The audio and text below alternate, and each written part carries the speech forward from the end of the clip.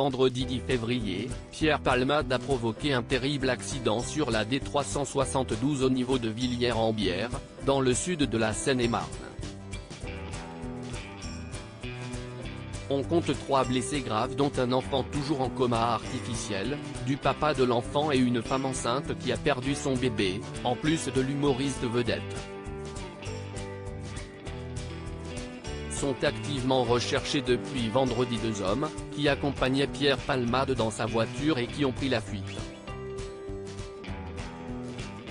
Lundi 13 février, une personne a été arrêtée et placée en garde à vue dans la Somme. Il s'agit d'un SDF de 47 ans qui n'a rien à voir, a priori, avec cette affaire.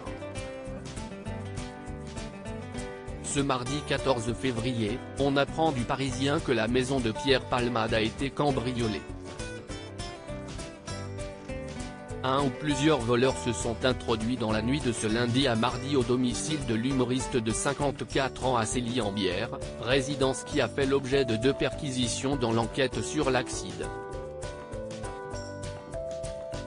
Nos confrères précisent que jusqu'ici on ignore si des effets ont été dérobés. Si est-il le studio de l'artiste attenant à la maison qui a été cambriolé. Impossible de ne pas penser à une opération de nettoyage. Mais le Parisien évoque aussi l'hypothèse de paparazzi en quête de photos volées, ou bien sûr d'un simple cambriolage d'opportunité, en absence du locataire des lieux. Quoi qu'il en soit, ce cambriolage marque évidemment un nouveau tournant dans cette trouble affaire. Les 2 perquisitions dans le cadre de l'enquête devraient pouvoir déterminer les circonstances de la fête que l'humoriste organisait au moment du drame, et livrer de précieuses informations sur des traces ou des restes de cocaïne. Il était en effet positif, au moment de l'accident.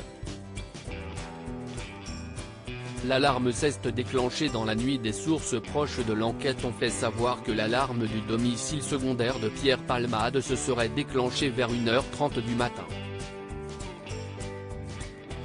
Sur place, les gendarmes ont alors pu constater que le studio qui jouxte la maison a été visité par un ou plusieurs cambrioleurs. Pierre Palmade, qui est conscient, n'a pas encore été interrogé et l'on ignore donc si des objets ont été ou non dérobés lors de cette intrusion. Si l'artiste a des côtes cassées, ses jours ne sont plus en danger. Tout présent dans la voiture percutée, les passagers de la Mégane se trouvent toujours dans une situation inquiétante.